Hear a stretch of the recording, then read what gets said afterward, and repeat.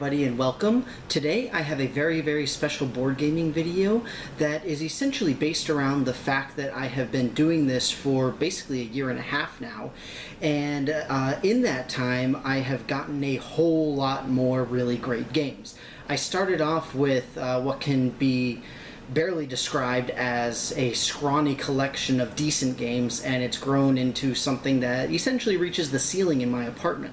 So what I'm going to be doing today is going back to some of my previous videos, some of my previous top 5 lists, and essentially adding on some more games that either didn't make the cut at the time or other ones that I have purchased since making that particular video, because obviously after I post them, you guys are posting comments, I'm finding new games, new ones are released, and when I get these really awesome games, you know, I still want to share them with all of you and show you that not only am I listening, but to also say thank you very much for giving me some of these great suggestions for awesome games. So just to sort of kick things off, I'm going to start off with games that more games that can help you transition from a basic simple game to a more complex strategic game.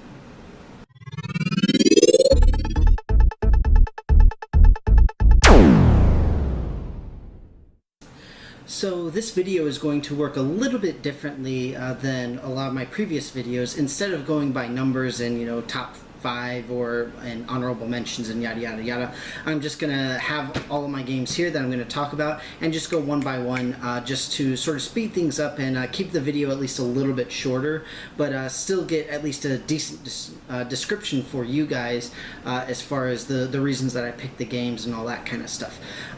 Like I said, the first category that I'm going to be discussing is the games that can help you transition from a simple casual style of game to a more complex strategic Euro style, all that kind of thing, right? So the first game on the docket is Guildhall. This is a really neat little game, and it essentially goes around role picking, for lack of a better term, and that's in part what I'm going to be focusing on for these transitionary games, is just being introduced to mechanics for them. So in the case of Guildhall, just sort of looking at role picking as something that a lot of people are not familiar with if all you've played is Sorry and Monopoly and all those kinds of things. But Guildhall is a good example for role picking because it's fairly simple to learn and play, and it's also very quick to play, which can be a very difficult thing when you're in that sort of transitionary state between Monopoly and, you know, Agricola, or whatever it happens to be. Hopefully you're not trying to jump straight to Agricola or like Twilight Imperium. But either way, Guildhall, good example of a role-picking game. You've also got games like Libertalia, Citadels, things of that nature. I prefer Guildhall for a list like this simply because it's a much more recognizable theme. People would probably be more familiar with like the Renaissance style era and being able to see like, okay, I have to get help from, you know, the farmer and the blacksmith and all of these different people that, you know, I know what they do and it makes sense that I have to go and talk to them. So that's why Guildhall is one of my more games that can help with the transition. Next on the list is a game that can help out with trading mechanics. Obviously, something like Monopoly does have a trading mechanic, but a lot of people really do not utilize it in Monopoly, at least in my experience. It is something that is actually surprisingly in depth, but regardless, I wanted to show Bonanza. Bonanza is just a fun, quirky trading game about beans. And the reason that I like it so much as a transitional game is simply because, again, similarly to Guildhall, it's something a lot of people can recognize. You know, you can see it's like, oh, there's a bunch of beans. Like, I know what a coffee bean is. I know what a red bean and a black-eyed bean is. And, like, the artwork is just, like, I hate to use the word cute, but it's pretty cute, and you know, you have like these ridiculous looking beans, and it's just silly. It's really just silly. But again, I mean, as far as a transition game goes, you really you want to have something like this. It's again a simple game, easy to learn, quick to play. You can play it with a lot of players. I think it goes from 2 up to 7, so you can have a lot of people trying to learn like basic strategies of how do you want to trade in, you know, more complex games. Like I mean, even Settlers of Catan has a slightly more evolved trading mechanic in it. Not too much, but at least a little bit. So Bonanza, really nice, really great, what's it called? Transitionary game. Next on my list of more games to help with the transitionary phase is Forbidden Island, and by extension Forbidden Desert, which I'll talk about more later on as well. For Forbidden Island and Forbidden Desert, this is something where you have mechanics in terms of randomized maps or randomized play fields of some form, and you also have essentially trying to mess with your opponents just a little bit, like just enough to make them be like, oh, I was gonna do that. And not only that, but you're essentially collecting MacGuffins, which is a fairly common thing that you see in more complex strategic games. But like the other 2 games I've already shown, very quick to learn, very easy to learn, and good with, it's not good with a whole lot of players. It's 2 to 4, so it's relatively limited in that sense. But again, easy to learn, randomized playfield, which is a great thing to sort of get used to, because it is seen in a lot of more complicated games and everything like that. So just really fun, and it also has a good timing mechanic in terms of the flood gauge. So you know that you've got to get stuff done, get it done quickly, and you rarely see that in more of the casual styles of games. So Forbidden Island, Forbidden Desert, good games for transitioning. Next, I've got a game that's essentially just barely missed the cut as a transitionary game, and I really like it because it does a good job of introducing drafting, and it is the Seven Wonders. Obviously, this game does have several expansions, which is really nice. I personally do not own any of them, but I've played with a couple of them. Just like with Bonanza, this plays 2 to 7 people, so you can have a whole lot going on. I mean, it's almost a party game. In the sense of how many people you can play with it. It's not the party game in the sense of, oh, do something silly and you win, or you know, whatever it happens to be like that. I mean, party game in the sense you can play with a lot of people. That's all that I mean by that. And again, this is something where the theme would be very familiar to a lot of people. People know what the Seven Wonders are, or at least they have heard of the Seven Wonders. They might not know what every single one is, but you would at least be familiar with them. Again, good introduction to something like a drafting mechanic as well as set building, which are, again, very commonly seen throughout a lot of different games, including Ticket to Ride, which was my my #1 transitionary game. And similarly to that, a really good short play time, easy to learn, easy to play, all that kind of stuff. And just as a side note, in part, I was sort of debating between Seven Wonders and Ticket to Ride to be on my original list, and the reason that Ticket to Ride won out is just because I find it to be essentially, for lack of a better term, a slightly better game in terms of showing more mechanics than Seven Wonders does. But even so, Seven Wonders, great transitionary game, lots of fun, very good, and great theme as well. Last but certainly not least is a game that I only recently acquired, and this is something that I can pretty much guarantee you everybody anywhere will be familiar with the theme and the basic mechanic behind it. The game is Rise of Augustus. This is, again, a very easy game to learn because pretty much everybody already knows how to play it. The basic mechanic for Rise of Augustus is essentially bingo.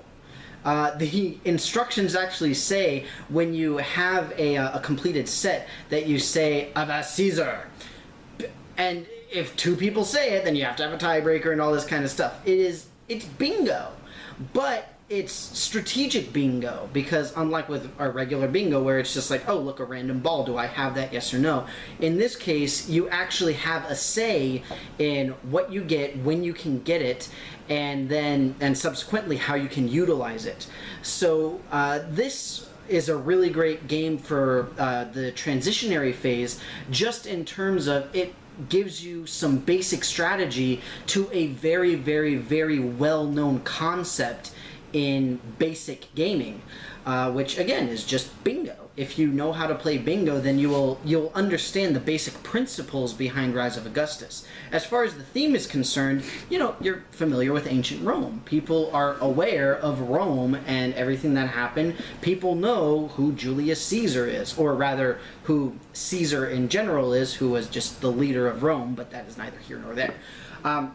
Long story short, again, great game, lots of people you can play with, easy to learn, easy to play, fast to play, and good with numerous, I should say, good with multiple numbers of people, which is something that you don't find very easily. So Rise of Augustus, another great transitionary game. For that one, I actually didn't own it at the time of the video, and that and Forbidden Island, I think, were the only two. But regardless, so those are the sort of more transitionary games, from going from a complex casual to a more, or not complex casual, a simple casual to a more complicated strategic style of gaming. And now I'm going to move into the next category of updates, which are games that you can play when you're angry.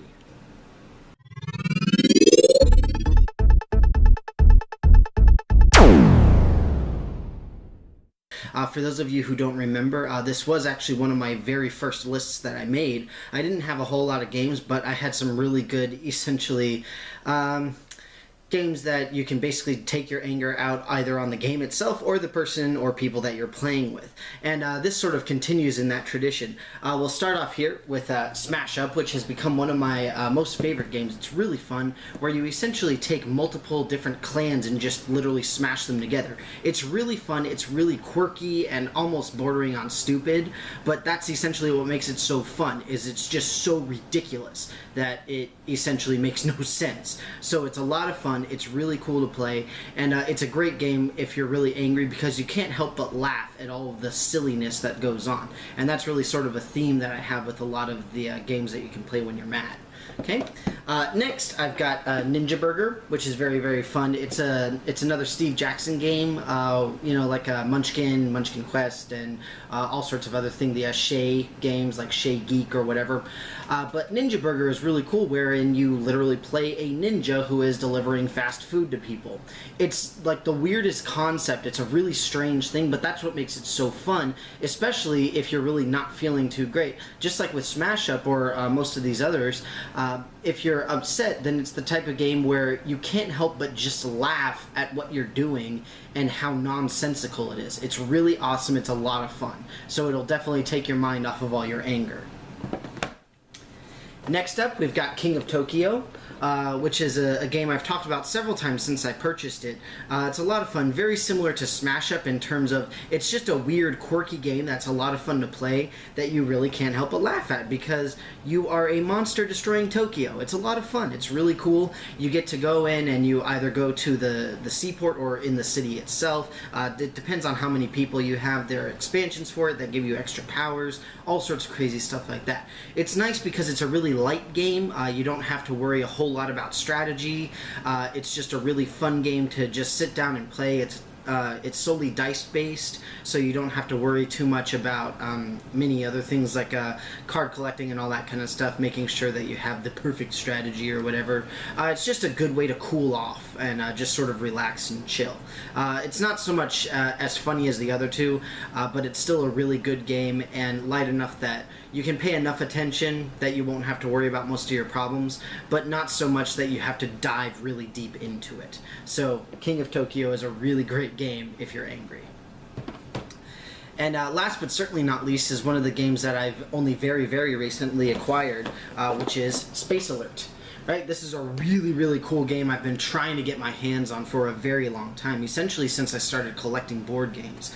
It's really, really fun because the way that it works is you are essentially on a ship, on a mission somewhere, and the way that the gameplay moves forward is actually by a CD-ROM. So you actually put it into a CD player or your computer or whatever, and it plays through missions. It's really, really nice because not only do you have a very unique mechanic that you're playing with, but you also have great potential for just solo play as well. So if you come home, you're really upset, you had a bad day at work or whatever, and you know, nobody's home or whatever it happens to be, then you can just play this by yourself. And it's nice because it essentially draws you into a really great narrative.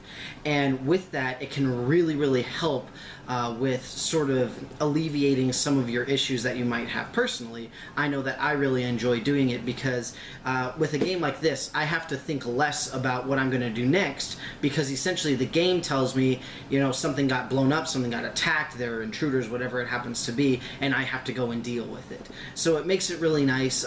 Similar to King of Tokyo, it's a little bit less thinking, although this is more heavily strategic.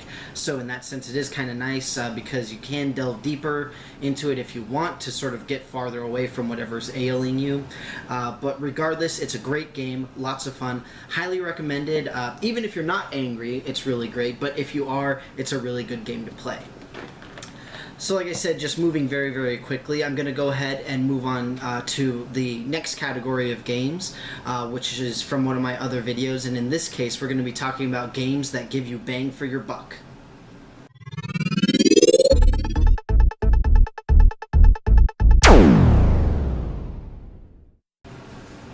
So as I mentioned, now I'll be updating my little list of games that are really good at giving you the bang for your buck. That is to say, relatively inexpensive games that can give you great longevity, a lot of variation in, not necessarily theme, but in the ways that you can play, the mechanics, all those kinds of things.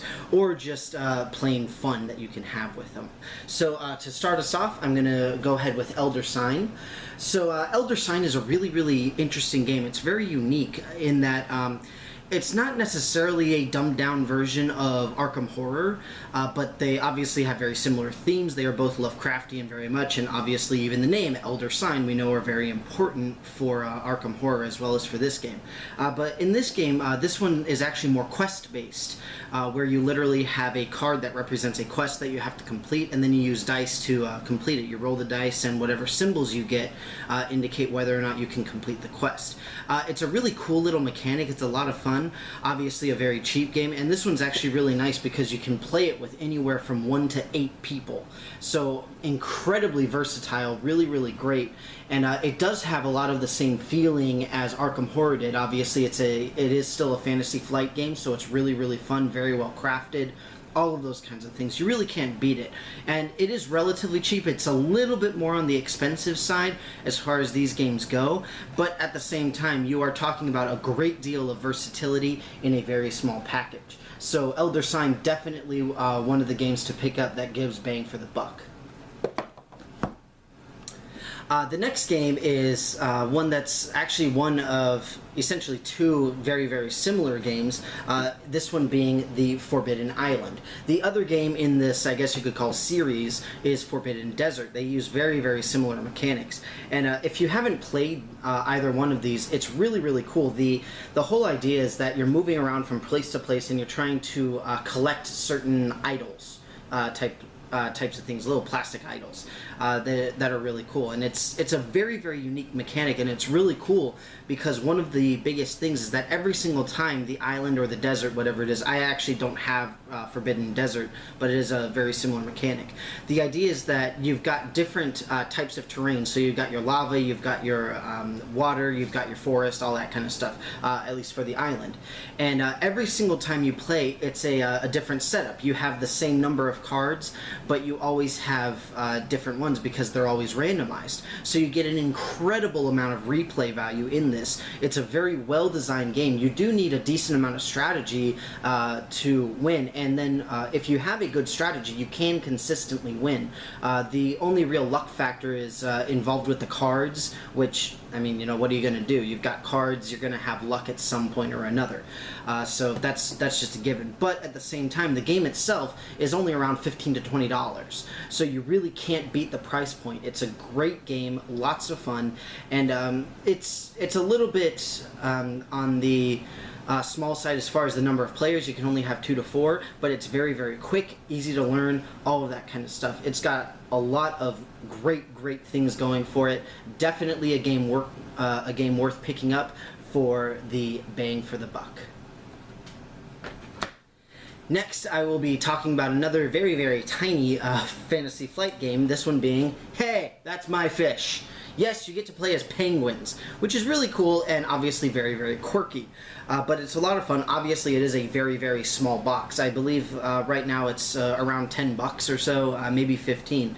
But it's a really, really neat thing. It sets up similar to Settlers of Catan, wherein you've got the hexagons that you place on the board, and the idea is that you are playing as a penguin and you slide around and you go and collect the fish. That's the idea. It's very, very simple. You can go in one of 6 directions because you can go any direction off of the hexagon, and wherever you stop, that's the then you pick up whatever the tile was that you left. Very, very simple, really easy to play, but a lot of fun and a surprising amount of strategy, especially when you get into playing with more players. But you can actually play this with as few as 2 players, which does make it a lot of fun. I believe you can play with up to 4, so same as Forbidden Island, not great, but again, a very fast game, probably less than a half hour, including learn how to play it, so really not bad at all. But again, because of the way that you set the game up, it's always going to be randomized, so the strategy will always be slightly different, and on top of that, your opponents can completely change what you either can or cannot do,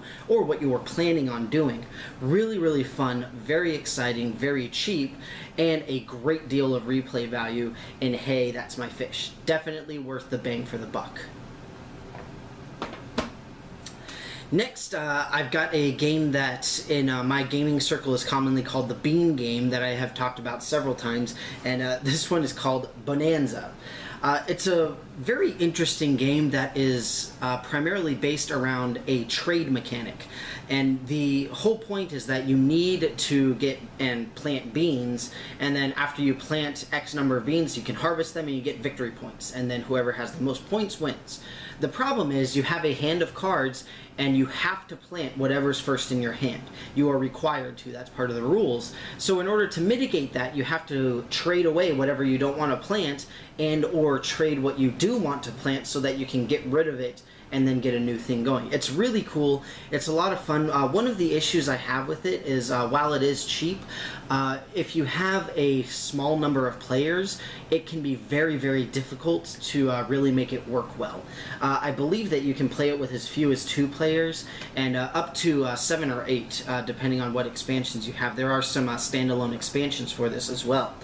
But with 2 people, it becomes very, very difficult because it's very unlikely that either one of you will have the exact beans that you're looking for and things like that. It can be tough, but if you have a large number of players, 5 or 6, right around there, I think that's kind of the magic number for a game like this, then you can really have a lot of fun.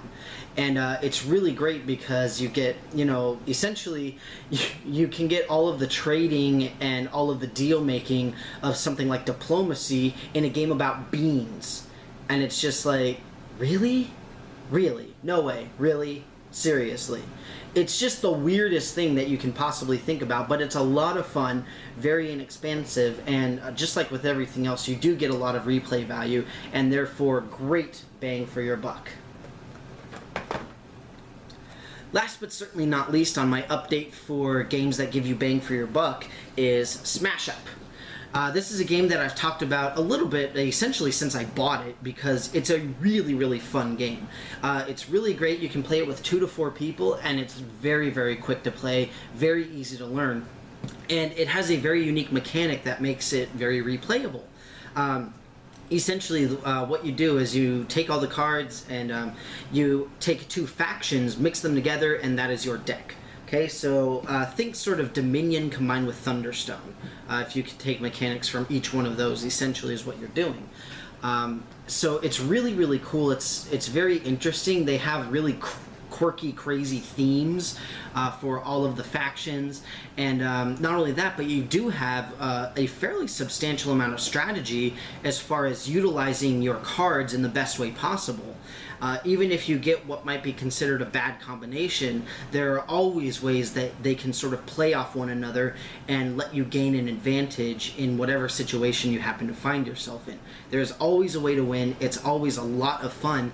And in addition, like Pandemic, which was on my original list, there are expansions for this, which is, it's nice, but if you're talking about bang for the buck, all you really do need is the base set. You get a lot of replayability.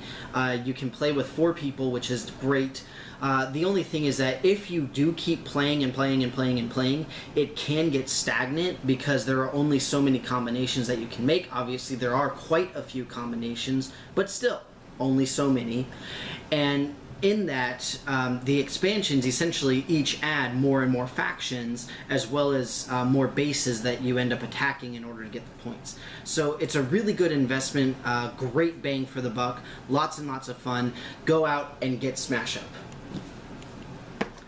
So with that, that's it for the games that can give you the bang for the buck. The next category that I'm going to be moving on to update are the games that are very heavily strategic.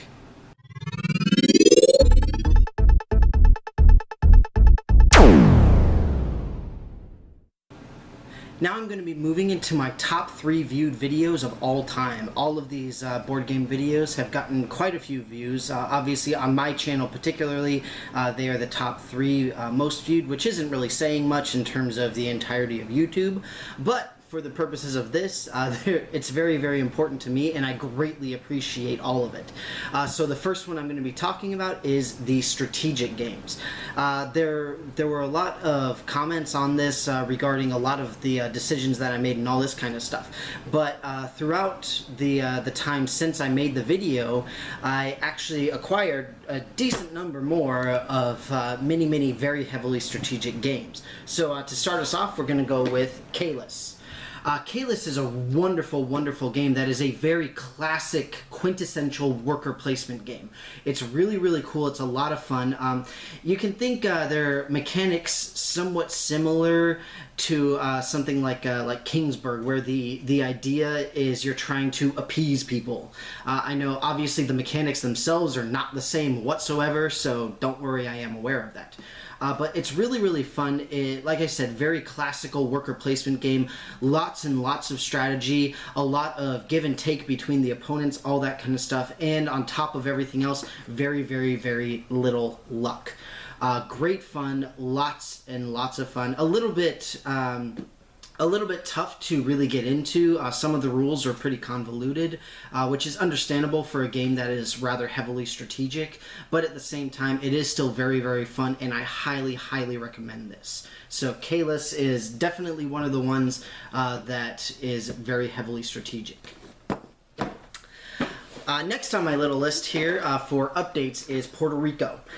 This game is, it's sort of looked 50-50 as far as whether or not it's very, very heavily strategic. It does have some substantial luck involvement as far as essentially initial setup, which buildings you'll be able to build, as well as it's a lot of answering what other people do because of the mechanic of picking the roles.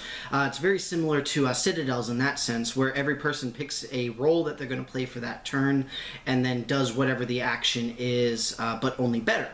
And it's really fun. It's a great game.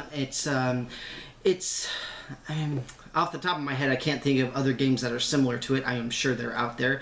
The obvious choice is San Juan, which is sort of a spin-off of this game. But essentially, it's a really nice strategy game wherein you start to think, how can you differentiate yourself from everybody else? If a lot of people are going into corn, for example, and growing corn, then you're probably going to have to go and start growing something else instead to sort of keep up with them.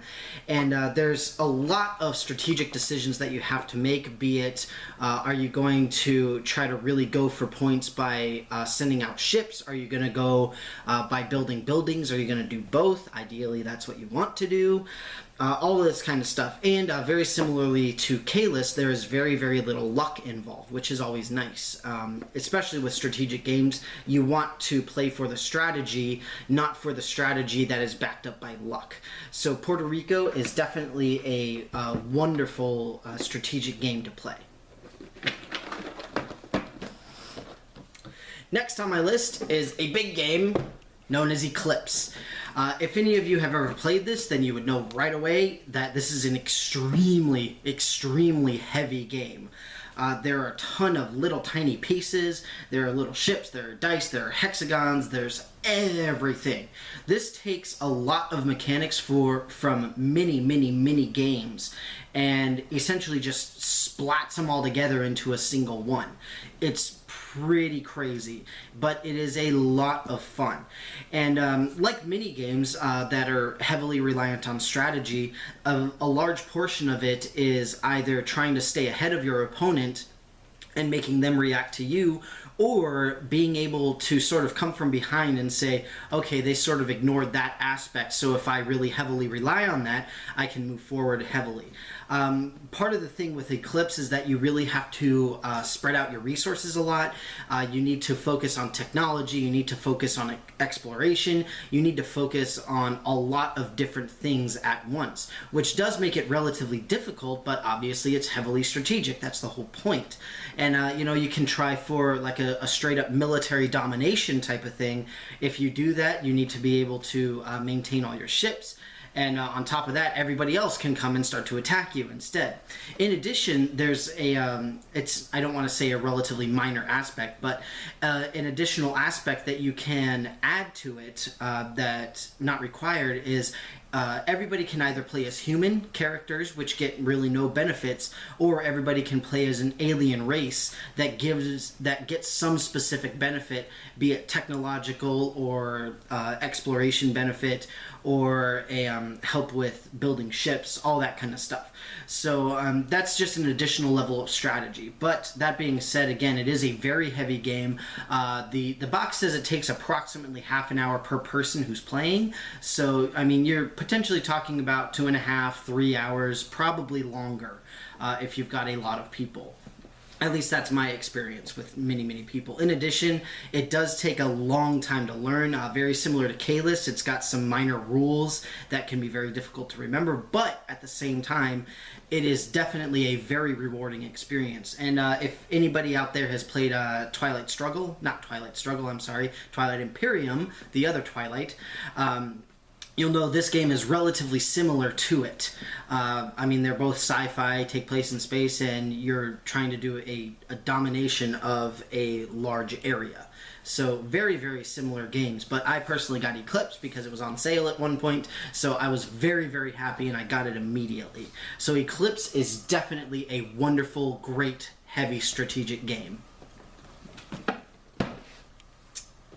Next on my list for the new heavily strategic games that I got is Agricola. This game it's actually kind of a funny story. I got it essentially right after I posted the video for heavily strategic games. I actually bought it used from one of the guys that I game with, which I was very, very excited about. I was very happy because he actually organized all the pieces already. So it was a great deal. One of the biggest reasons I never really got this is because it is very expensive. Like Eclipse is right around $80 or $90 depending on where you can get it from. Agricola is about $70. So very expensive games. They have a ton of pieces, but along with that, a great deal of very, very intense strategy. It's a lot of fun. Whereas with Eclipse, for example, you've got the luck factor based on when you're attacking other ships. You do have to roll dice. So you do have some luck there. With Agricola, just like with Kalis and Puerto Rico, there's very little luck involved. Agricola is really interesting too, just because of the theme. The whole point is that you're building and sustaining a farm and a family on said farm. So it's just kind of an odd thing to sort of think about, but it's really, really fun, and it's a very rewarding game. And just like all of these games that I want to talk about, if you have a good, solid strategy, then you can generally beat anybody who is just sort of going off the cuff and doesn't really know what's going on.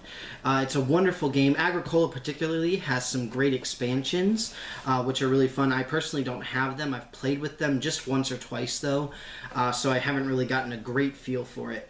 But it's a lot of fun. It's a really great game, and it's a wonderful example of balancing, stretching yourself out for more production, but at the same time being reasonable enough that you can maintain what you've already got. So Agricola, definitely a strategic game that is worth picking up. Last but absolutely not least on my little update video for heavy strategic games is literally a heavy game, Galaxy Trucker. This is a game that I talked about relatively recently, not too long ago. I actually got the Anniversary Edition, which includes 2 expansions, I believe, and some additional stuff that's only in the Anniversary box. It's a really, really fun game. It's really crazy, really quirky, really weird.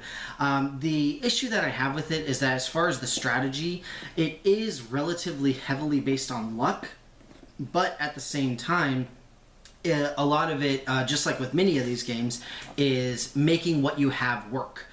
So for example, in Galaxy Trucker, the whole point is that you're building a ship from essentially spare parts that are in the middle of the table, and everybody sort of goes into a grab fest trying to get all the little parts and pieces that they want particularly. And the thing is, you might not get exactly what you want, but you have to deal with it. At the same time, if you're a faster builder, then you can move forward in the game itself quicker, but you might have a ship that's not as good for whatever you're going to run into. So it's a lot of fun, very, very quirky, really cool. And as far as these games go, probably the most luck-based, just in terms of being able to get the exact parts you need, because you're literally just grabbing at straws, trying to get that one piece at a time, and it can be very, very crazy.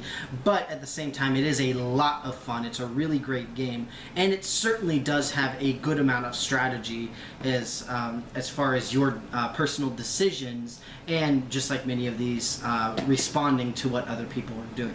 So Galaxy Trucker is another strategic game that is definitely good to pick up.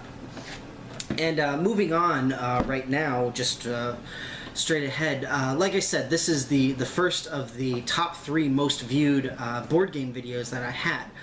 This was the heavy strategic games that did create a decent amount of controversy, primarily around Settlers of Catan, which I do understand, but here, lots more very heavily basic strategic games.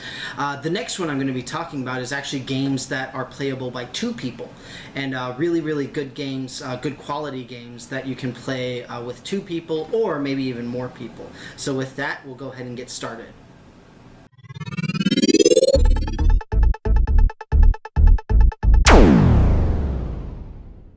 Moving straight along into what has become my second most popular video of all time, essentially just as far as not only board gaming but just in general is concerned, I'm going to be talking about 2-player games. Just like with the rest of my updates today, I'm going to continue to focus on the original theme that I had. So for example, for 2-player games, I focused on games that are relatively easy to learn and relatively quick to play, because that just, it makes sense for 2-player games, because, you know, you want it to be kind of quick and efficient and all that. So amongst several suggestions in comments, as well as just other games that I've found, I've got some really great update games. The first and most important one I want to talk about is actually an entire series of 2-player games, and I don't know if it's by a specific company or if it's just what the actual series was called, but it was Cosmos, okay? So right here you can see it says Cosmos, okay? And this was a series where I believe it was 7 or 8 games. It might have even been 9 or 10. It was a lot of games that were all specifically designed for 2 players. Okay, and I'm fairly certain that it's the company name, and the reason I think that is because this particular thing is actually a DNA isolation kit. It's a German DNA isolation kit, no less. It's actually pretty cool. It's a lot of fun. They have little DNA that you can build and all sorts of stuff. Not technically a board game, but it is from the same company. So you at least know that they do have some chops in other areas, basically. But as far as the actual Cosmos series goes, I do have Hera and Zeus, which is a really, really fun game. I love Greek mythology. I had my Myths and Legends top 5 that I did. I really do enjoy games like this. And for this particular one, it's kind of cool. The idea is that you are fighting as Hera and Zeus, as they very frequently did in the mythologies. And the idea is you have a deck of cards that you're setting into columns, and then you just sort of attack one another, and as you go, you're trying to attack the other person's hero and then defeating them. So unfortunately, this is the only one of the Cosmos series that I have. That's the actual board game. There you can see it says Cosmos. But it's a really fun game. Obviously, again, very quick to learn, very, very fun to play, and really, really fast to play as well. It takes about half an hour, 45 minutes, depending on how good the two people are. So Hera and Zeus, and just in general, the Cosmos series, very, very good two-player games. Moving straight along, the next game that I have is the Struggle for Catan.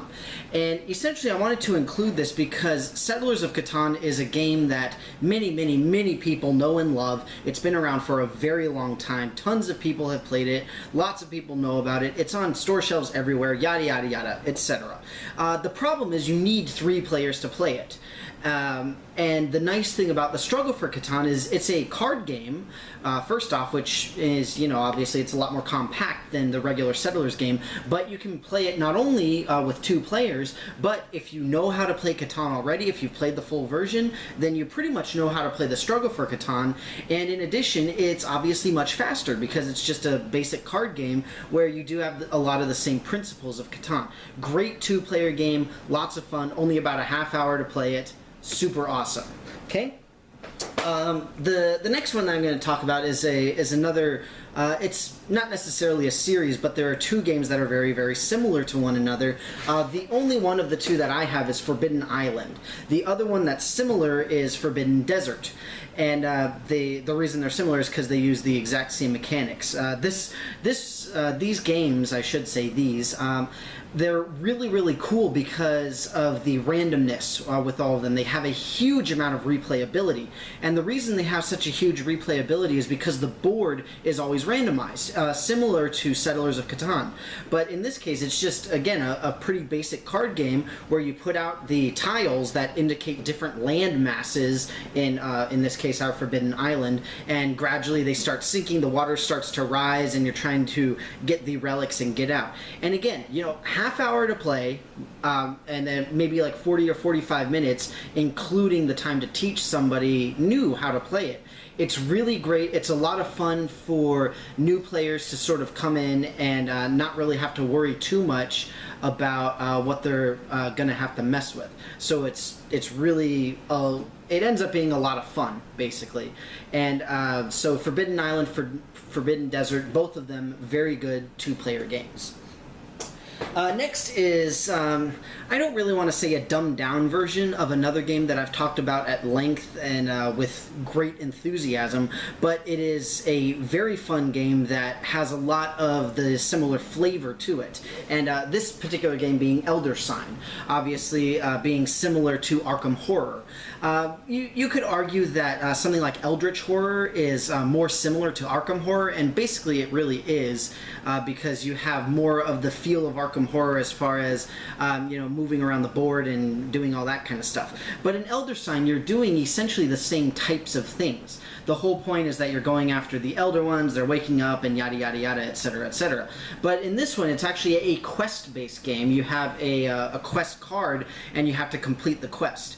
It is still cooperative, which is really nice, and in addition to being playable with 2 players, you can actually play this one solo as well. Because of the way that the timing works, it goes around and round and round, and the time essentially goes forward with every player turn. So whether you have 1 person or 8 people, you're going to have the same number of player turns. It's just a matter of who takes what turn. So Elder Sign, a really, really, again, not a dumbed-down version, but a version that's easier to get your head around compared to Arkham Horror. So really, really great for 2 players. Again, relatively quick. This one's probably closer to about an hour and a half, but still, compared to Arkham Horror, much, much better. A lot faster, but still very, very fun. Next on the list, I've got a very, very famous franchise game, which is the Star Wars franchise, and in this case, the Star Wars miniatures game. Obviously, this is essentially a war game. As with most war games, you have side A versus side B, and you're clashing with one another. In the case of Star Wars, the X-Wing miniature game, it's really neat because you have a very unique mechanic in terms of moving the miniatures around.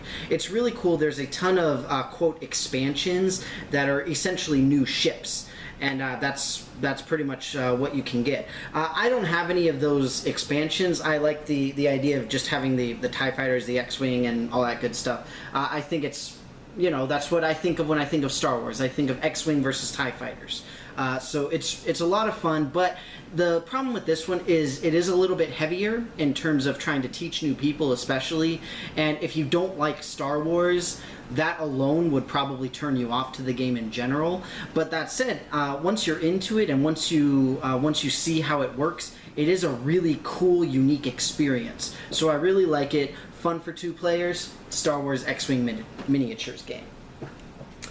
Next, I've got 2 of what are essentially my newest favorite 2-player games. The reason that they're my favorite is because of several reasons. You've got really great humor, you've got ease of play, you've got quickness of play, and you've got ease of learning, essentially, which is, you know, sort of all of that. First and foremost is King of Tokyo.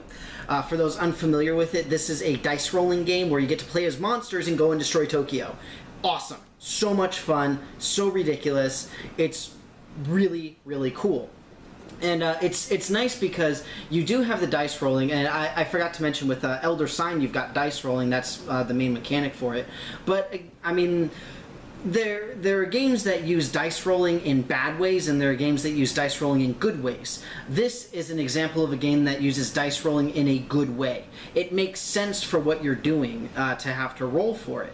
It's really cool. There's at least 1 expansion. I think there's 2 or 3, but I'm not absolutely certain. Again, really quick to learn.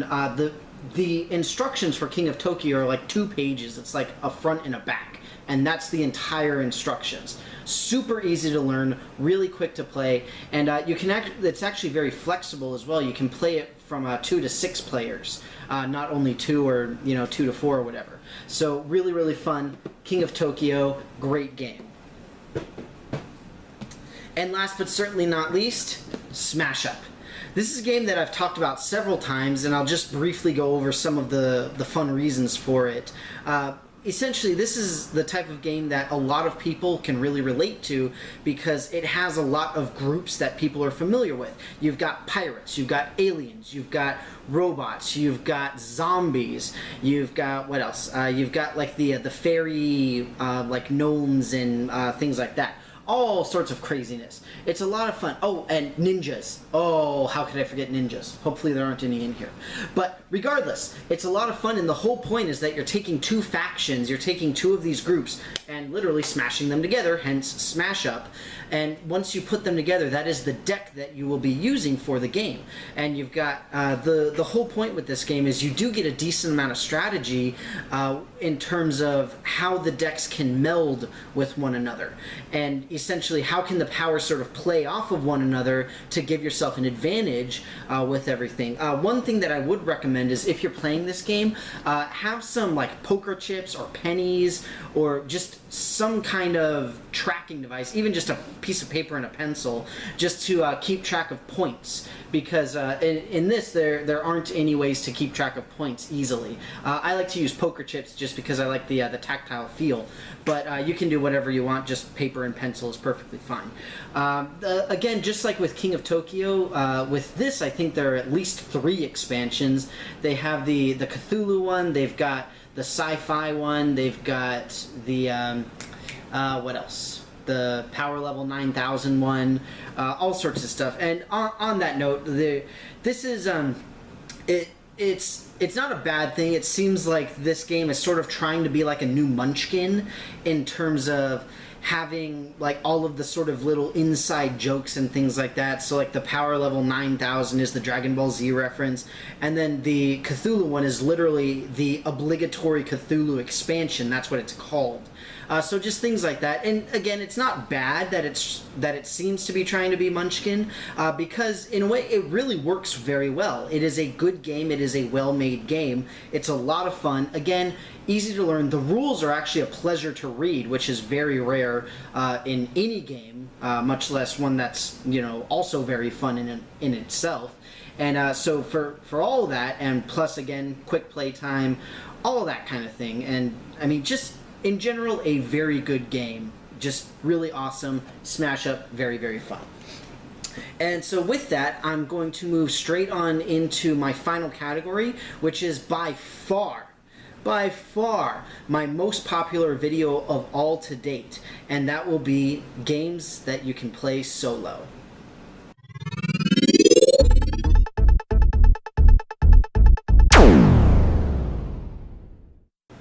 And now we're here. Last but absolutely not least, games that are wonderful when played solo.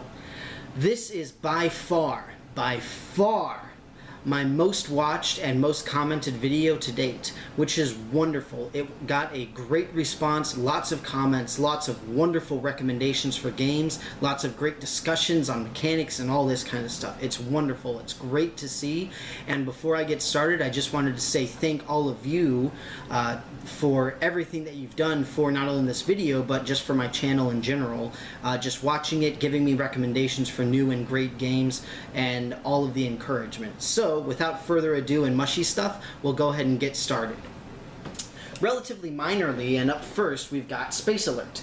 This game that I've talked about a couple times, and not only that, but previously in this video, where the whole point is that you're playing off of a CD-ROM.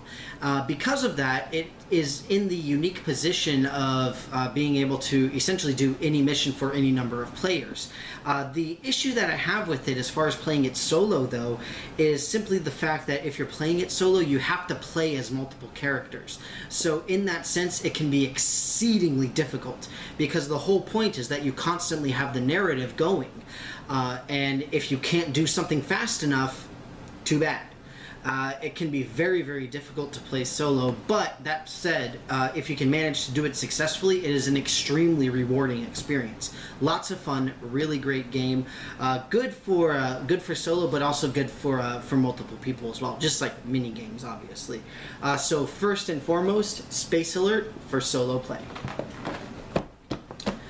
Secondly, I've got a game that was suggested to me relatively early on after I posted my solo games video, and it's actually part of a set of two.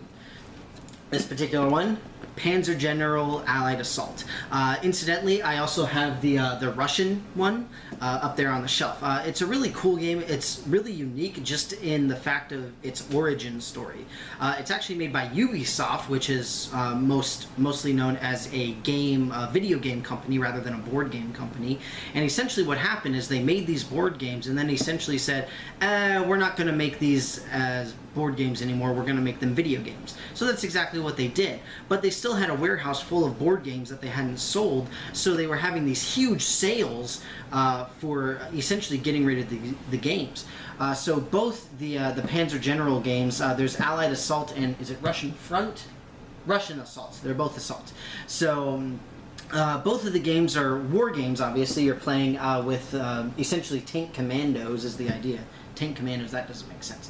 But either way, you're playing with two people, and it's essentially, first and foremost, just a war game. I mean, it's you versus one other guy, and it's a lot of fun, or girl, for that matter, sorry.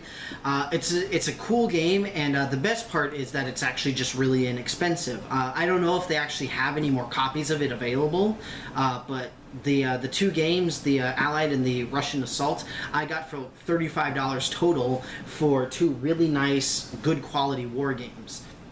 So if you can still get your hands on them, try and get these. The scenarios that they have for the single player are really cool. It's similar to other games of the type where essentially it's got an AI that sort of says what the enemy is doing, or you're trying to get to a certain point in a certain amount of time, similar to like Mage Knight and things like that. Really great, lots of fun. Go get it if you still can. So last on the list here are essentially the two most discussed games on my video on games to play solo. And the first one that I'm going to talk about for no particular reason that it's first. But the game is the Pathfinder adventure card game. I honestly can barely find the words to describe this game. It is absolutely incredible. It's a wonderful game. You can say that it combines elements of Dungeons and Dragons board games as well as the RPG itself, obviously the Pathfinder RPG itself. But then you can look at something like Thunderstone and Dominion. Because you've got a lot of card gathering, you've got a game like Talisman or Descent, any dungeon crawling games where you can collect and gain experience and all this kind of stuff. It's absolutely an incredible game. I unfortunately only have the base set, The Rise of the Rune Lords, which is rather unfortunate, but at the same time, I've only gotten it recently, so I've barely been able to play it, but it's a lot of fun. One of the best aspects of this game, in my opinion at least, is that you have the simple fact that you can actually save your game and play it later. In essence, that's what you do. And I don't mean you're just leaving it out on the table and playing it later. You are literally able to save the state of whatever you were in and come back and start doing it again later on. It's a mechanic that's built into the game. Similarly to, now I just forgot, something like Risk Legacy that came out not too long ago. I've only played it once, but it's really cool, where the whole point is that as you keep playing, then the battlefield is actively, dynamically changing. For this particular one, I mean, it's your very standard dungeon crawl, go, collect the loot, collect the XP, kill the bad guys. It is... I would arguably say it is the best representation of tabletop RPGs in a boxed game format. So obviously in this case this is a box, but it's technically not a board game because it's a card game. It's only in a box because there are a lot of cards, very similarly to Dominion. But regardless, a wonderful game, a wonderful recommendation from all of you, the viewers. So thank you very, very, very much for this. It's a great game and I've had a wonderful time playing it. So last but absolutely not least is the second most talked about and second most recommended game from my original Games to Play solo video, and it is Zombicide. So Zombicide is, or Zombicide, I don't know, whatever, however you pronounce it, it's a fun game. Go out and play it. It's really, really cool. It's think essentially a combination of Zombies, the game that has the exclamation points, and combine that sort of with Mage Knight. And that's pretty much what you've got here. You've got tile exploration, although the tiles themselves are already laid out, so you don't really have to worry about flipping and all that kind of stuff. But you do have very distinct scenarios that are all pretty unique in terms of what they're doing, which is really, really cool. In addition, all of the expansions for this, which just makes it absolutely ridiculous. But the one thing that I really, really noticed that reminds me a lot of Mage Knight is the idea of you essentially get wounded. And what happens is, as in Mage Knight, if you get wounded, you get a card that represents a wound that stays in your hand, or in this case, on your person.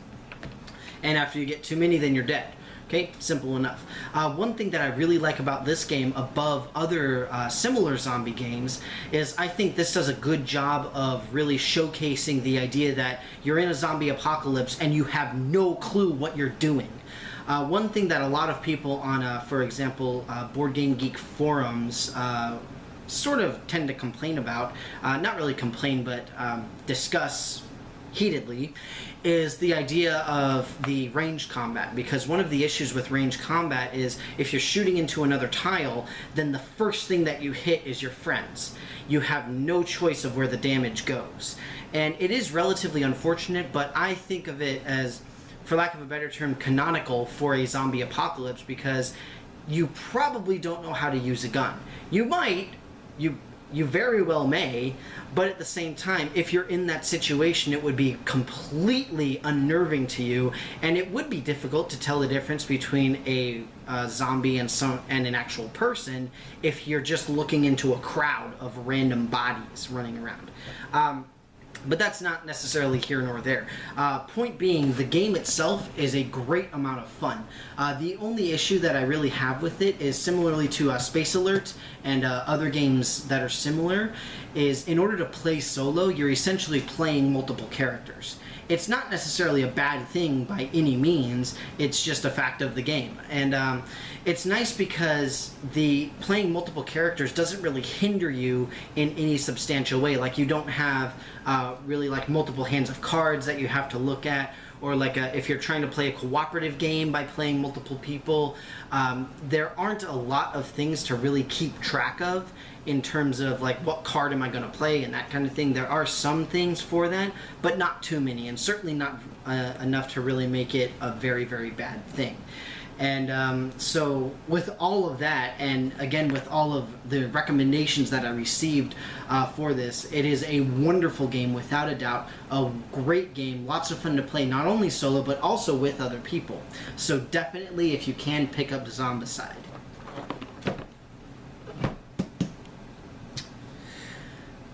Well, that just about wraps it up for my little update video here. I hope that you all enjoyed it, and once again, thank you all very, very much for all of your recommendations throughout the time that I've been doing these videos.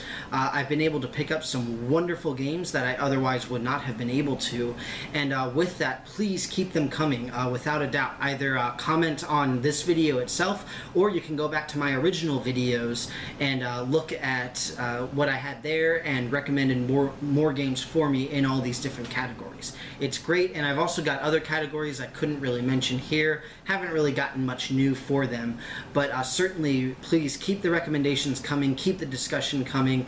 Thank you very much for watching, and I will see you next time.